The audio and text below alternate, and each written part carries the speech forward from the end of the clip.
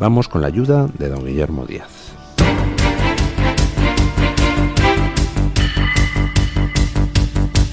Luis del Pino es Radio Libertad.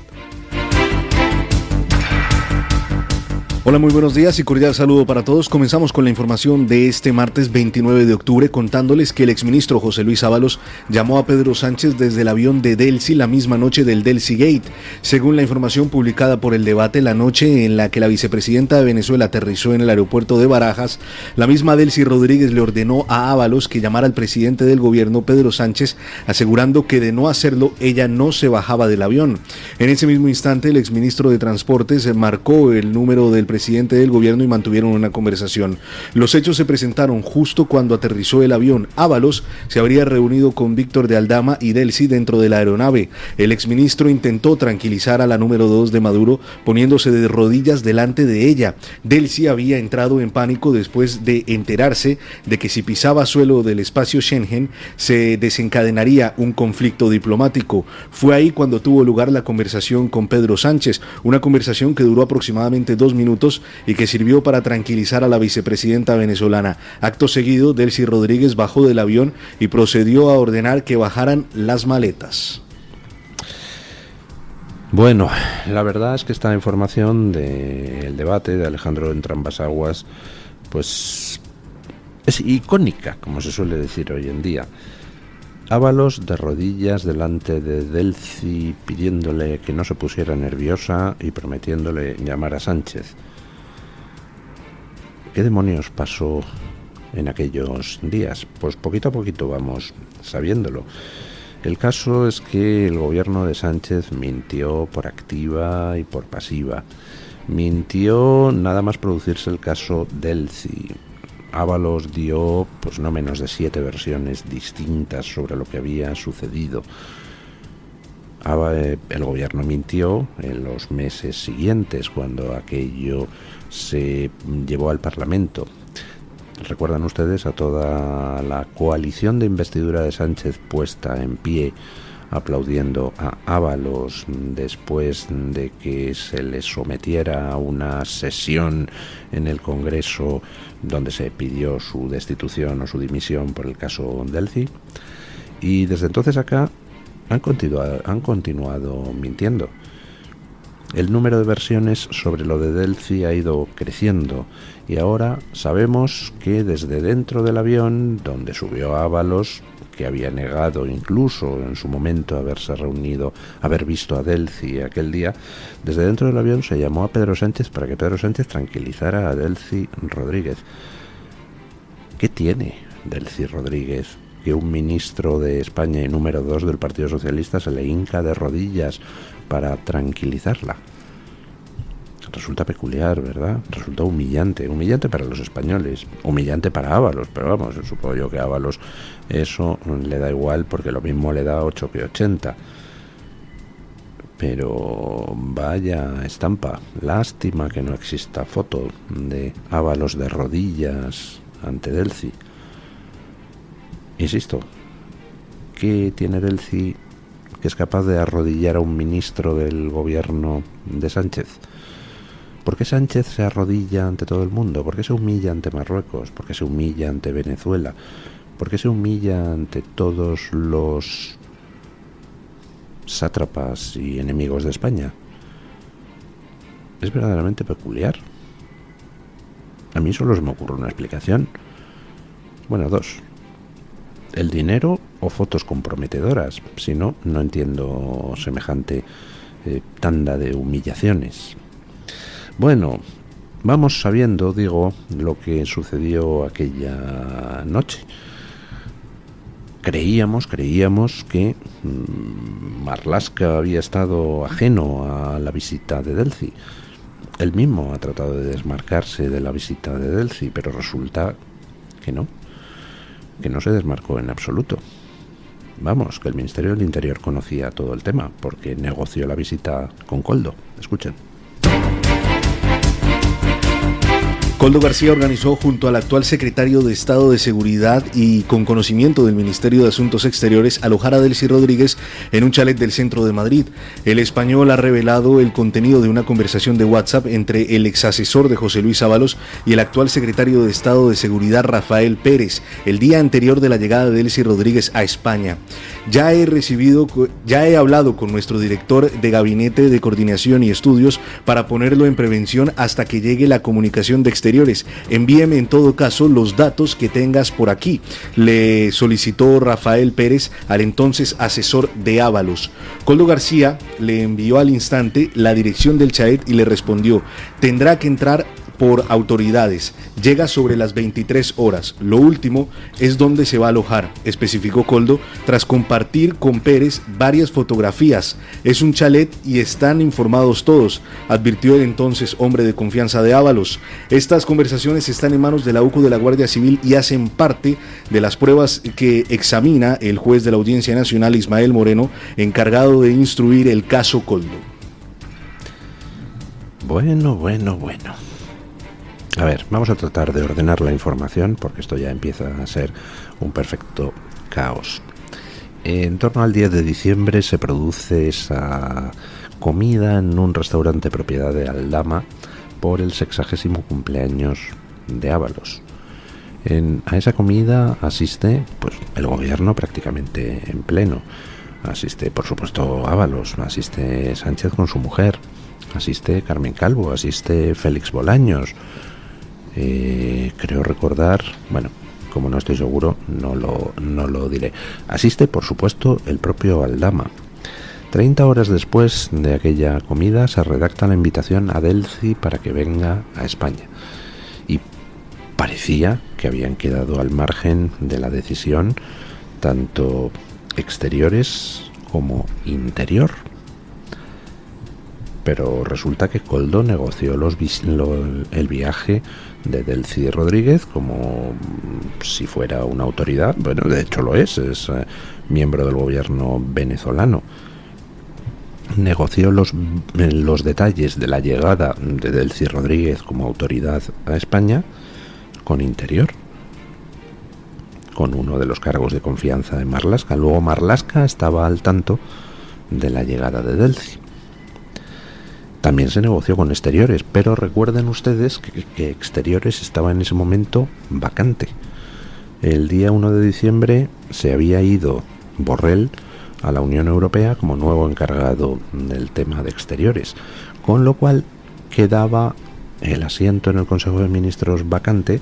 González Laya no tomaría posesión hasta el mes siguiente y mientras tanto interinamente se encargaba, entre comillas, o sea, formalmente le correspondía a Margarita Robles el llevar el tema de Exteriores, pero evidentemente pues no entraría en el tema de Exteriores a fondo, que ni era su negociado ni lo iba a ser a partir del mes siguiente, era simplemente una asunción formal de responsabilidades. Es decir, había un vacío de poderes en Exteriores que es el que se aprovecha para organizar el viaje de Delcy, con lo cual pues se negoció la visita de Delcy con Interior y supongo yo que con algún cargo intermedio de Exteriores. ¿Por qué se revienta toda la operación? Porque estaba todo previsto. Resulta que Koldo ya tenía seleccionado el lugar donde se iba a alojar Delcy. Ya sabemos que Aldama había preparado una cena con sorpresa. No sabemos cuál es la sorpresa entre Delcy, Zapatero, Sánchez. Al final todo se revienta, al parecer, por las cosas que se han ido publicando, porque González Laya se entera en Bruselas del tema de Delcy y ordena pararlo. Y entonces empieza el caos. Oiga, que esta señora tiene prohibido el asunto de pisar suelo Schengen. Lo ha prohibido la Unión Europea. Con lo cual, a última hora, cuando ya Delcy está en camino, hay que deshacerlo todo. Hay que cancelar la cena con sorpresa, hay que cancelar el alojamiento de Delcy en el chalet, y entonces se monta un espectáculo en Barajas a donde acuden presurosos Ábalos, Koldo y Aldama. los tres pues a gestionar con Delphi el gatillazo de última hora de aquella visita. Y se produce la escena de Ábalos de rodillas ante Delphi, al final salen las maletas del avión, luego empiezan a dar versiones contradictorias, que si no había pisado suelo, que luego sí lo había pisado, que si era una parada técnica, que si nadie la había invitado, todo mentira tras mentira para tratar de encubrir algo que en teoría, si lo piensan ustedes, pues oiga, no había por qué haber encubierto, ¿no? Vamos a ponernos en el mejor de los casos.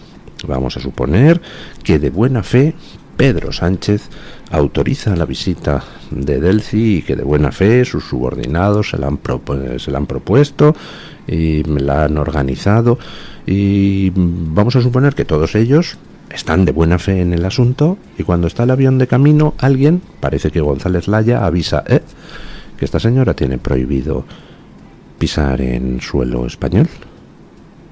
Bueno, pues entonces si has actuado de buena fe, lo que haces es decir, anda leche, que no nos habíamos dado cuenta de ese pequeño detalle. Bueno, pues cancelamos todo el tema y damos explicaciones a la opinión pública. Habíamos invitado a Delphi Rodríguez a venir a España, pero nos hemos dado cuenta de que la Unión Europea le ha prohibido la entrada. Lamentamos no habernos dado cuenta, porque deberíamos haberlo sabido, y ya está. ¿Cuál es el problema? Es decir, si se produce toda esa catarata de versiones contradictorias, mentiras, ocultamientos, pues es evidentemente porque no se actuaba de buena fe. Es evidentemente porque a Delphi Rodríguez se le ofrece venir a España a sabiendas de que no puede pisar en suelo europeo, aprovechando el vacío de poder en el Ministerio de Exteriores, donde Borrell sí que desde luego sabía que Delphi no podía pisar en suelo europeo. Bueno, ¿y por qué tanto interés en que viniera Delphi? Pues esa es la parte que nos falta concretar. Pero, bueno, todo el mundo nos hemos fijado en las maletas. ¿Qué contenían esas maletas? ¿Dinero? ¿Oro? ¿Otras cosas? Pues no lo sabemos, pero sería cuestión de investigarlo, ¿no? Y un juez acaba de preguntar a la Fiscalía si debe reabrir el caso Delphi. El juzgado 31 de Madrid, Marcelino Sexmero, ha dado trámite a la solicitud presentada por Vox de recibir la investigación sobre la visita de Delphi Rodríguez a España en enero del 2020 y ha pedido a la Fiscalía que le informe al respecto. El magistrado reclama conocer el criterio fiscal antes de decidir si ordena que el caso archivado hace 2 años debe reabrirse tras las últimas revelaciones obtenidas mediante el caso Coldo que instruye la Audiencia Nacional. Vox reclamó hace unos días que quedara levantado el sobreseimiento tras entender que los hechos todavía no están prescritos. La argumentación de Vox se basa en las últimas averiguaciones de la UCO de la Guardia Civil y concluyen que en su último informe sobre la actividad de la red en la que forman parte Koldo García y Víctor de Aldama tiene información relevante para el caso.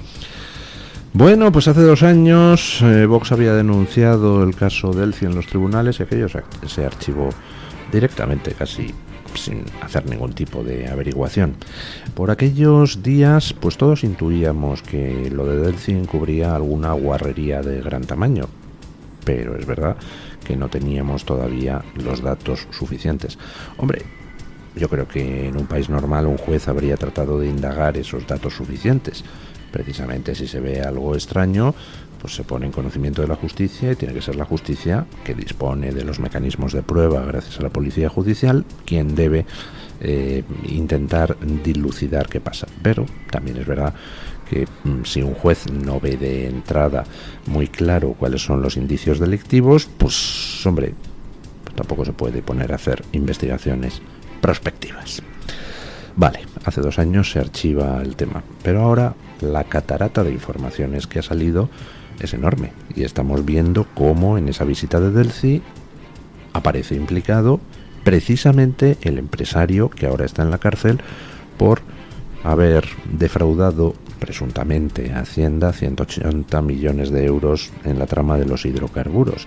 Y estamos viendo cómo la UCO está investigando compras milmillonarias de petróleo venezolano.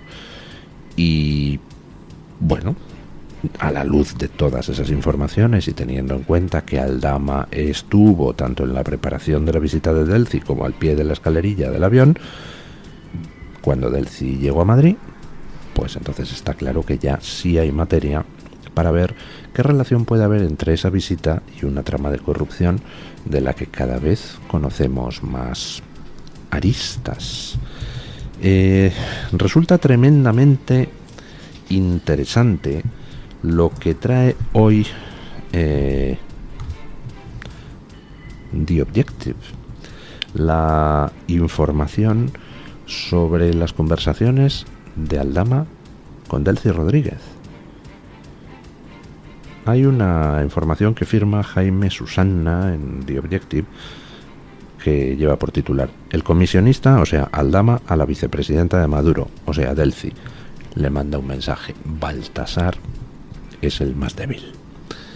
Hace referencia a que unas conversaciones que Delcy mantiene con un tal Baltasar, que se supone que es Garzón, que ya saben ustedes que estuvo de abogado de la empresa PDVSA de petróleos venezolanos, parece ser que Baltasar Garzón llama a Delcy Rodríguez para enterarse de qué ha pasado en Barajas con Sánchez, con Ábalos, etcétera, etcétera, etcétera. Y entonces Delcy Rodríguez y Aldama conversan por WhatsApp y Delcy Rodríguez le dice a Aldama que Baltasar le ha preguntado por qué había pasado con Sánchez y con Ábalos, pero que ella ha dicho que eso era confidencial. Y Aldama le dice a Delcy: pues has hecho muy bien en no contarle nada. Dice: porque Baltasar es el más débil. Ojo a esa frase: Baltasar es el más débil. Sitúa a Aldama, a Baltasar, en un grupo, no sabemos cuál. Un grupo de personas que se supone que son cercanas a Aldama o al Delcy o a ambos, o que comparten un proyecto, algo. Dice: Baltasar es el más débil de un cierto grupo, en el que no sabemos quién más está. ¿Ábalos? ¿Sánchez? ¿Coldo? ¿El propio Aldama? No lo sabemos. El caso es que Aldama le dice a Delcy que Baltasar, dentro de ese grupo innominado, es el más débil. ¿Qué quiere decir el más débil? ¿El más dispuesto a cantar si le aprietan? ¿El más, no sé, tirable de la lengua si se le entra adecuadamente? Pero sobre todo llama muchísimo la atención la familiaridad de Aldama con Delcy. Es espectacular, o sea, hablan como pues si fuera un consejero estrecho de Delcy o si fuera su hombre en Madrid.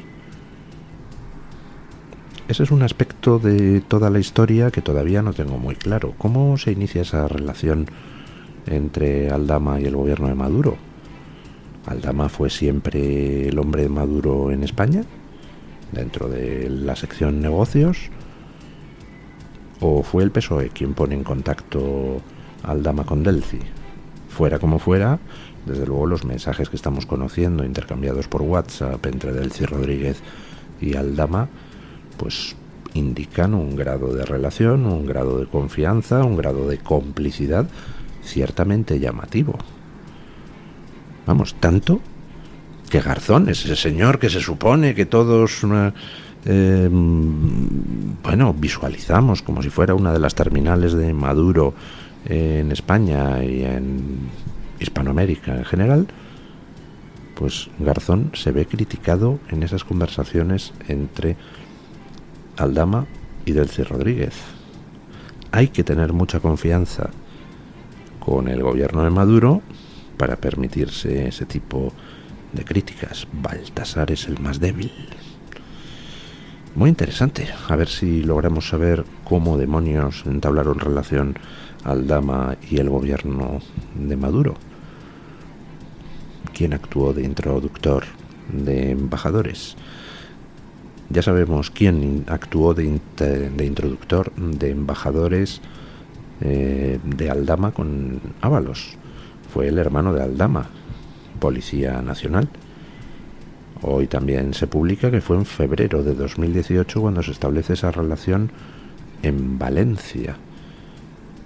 Y parece ser que ya entonces Aldama tenía claro, por los mensajes intercambiados con el hermano, que acababa de encontrar un filón. Todo muy curioso. Bueno, mientras tanto, pues tenemos un gobierno que está sumergido en la corrupción más pura y dura, un gobierno desacreditado, una izquierda que se está descomponiendo a ojos vista, y sin embargo, pues el Estado continúa en pie, y algunas de las instituciones del Estado pues son más valoradas que nunca. Escuchen sobre el recibimiento ayer al rey en Bilbao. En otros asuntos, así fue recibido el rey Felipe VI en su llegada a la celebración de los 185 años de la Sociedad Bilbaína. En medio de vivas, banderas de España y vítores, el rey Felipe VI fue recibido en Bilbao a las puertas de la sede de la Sociedad Bilbaína por medio centenar de personas que pudieron saludarlo tanto a su llegada como a su salida del recinto. El motivo era la celebración del 185 aniversario de la Sociedad Bilbaína, una asociación cultural y recreativa creada en 1839 y que don Felipe visitó ayer por primera vez. Las muestras de cariño a la figura del rey Felipe VI continuaron una vez iniciada la ceremonia. Durante el acto institucional, el presidente de la Sociedad Bilbaína, Juan Ignacio Goria, ha hecho un brindis por el rey que ha sido coreado por los asistentes. Y ahora, casi 100 años después, tengo yo el placer de hacerlo para celebrar con vosotros este aniversario que preludia, seguro, nuevas páginas de una importante y emocionante historia tan hondamente ligada a la de la Villa de Bilbao. Es, por tanto, la primera vez que os visito y estoy francamente impresionado. Permitidme que os diga sinceramente que por distintos motivos espero tener la suerte de venir más veces en el futuro, pero eso sí, sin abusar. Bueno, pues el rey Felipe VI, mientras el gobierno se sumerge en el fango y empieza a caerse a jirones, el rey Felipe VI continúa haciendo su labor institucional. Continúa haciendo lo que sabe y debe hacer, que es representar a España y a los españoles, pues en distinto tipo de actos, donde lanza mensajes, donde dice cosas, pero al final lo importante, ya lo decía McLuhan, el mensaje verdadero es el medio.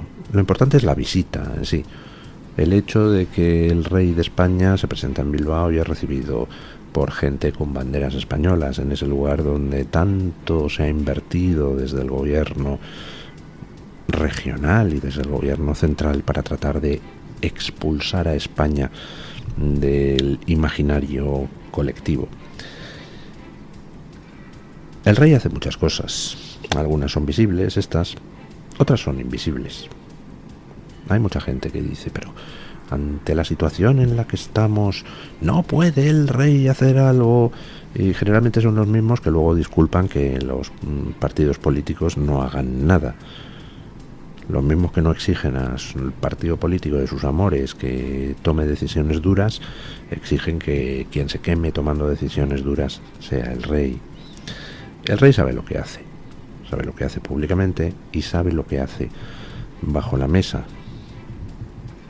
Y supongo que dentro de algunos años pues podremos escribir la intrahistoria de todo lo que ha sucedido en estos años terribles en España, donde precisamente ha sido la monarquía uno de los pocos pilares que ha resistido en pie el embate del golpe de Estado separatista y posteriormente monclovita. Bueno, y una última cosa que realmente no es noticia porque ya el gobierno israelí lo había anunciado, pero ayer el Parlamento israelí lo confirmó.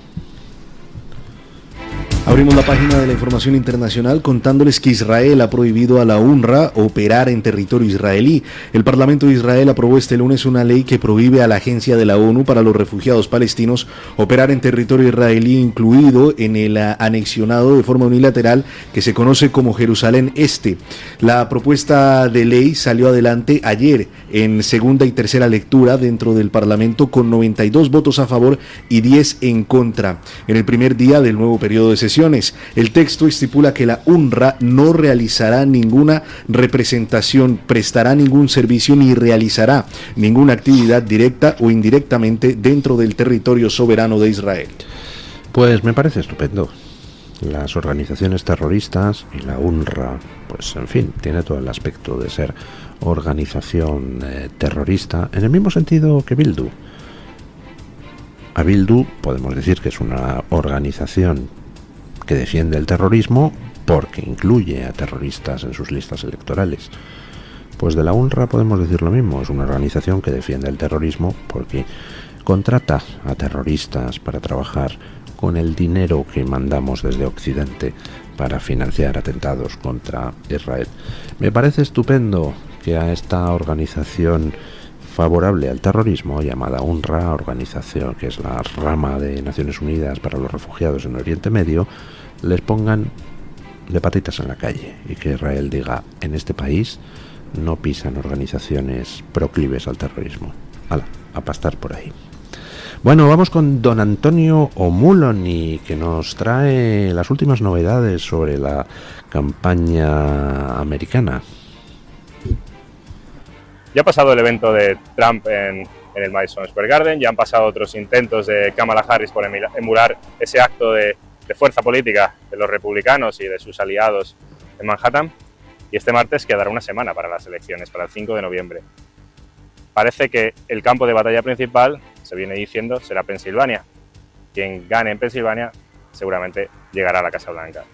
Y aquí en Pensilvania lo que se nota es que las ciudades como esta de Harrisburg, la capital, son más bien demócratas, o al menos uno lo que ve son carteles demócratas, habla con la gente y el sentimiento es de apoyar a Kamala Harris, pero si sale de la ciudad, y sale muy poco, 5 minutos, la sensación es totalmente la contraria. Todo lo que se ven son banderas de Trump, son señales de apoyo a Trump. Es un poco lo que ocurre en el resto del país, pero sí es cierto que hay una sensación quizá de más apoyo en las ciudades al Partido Demócrata.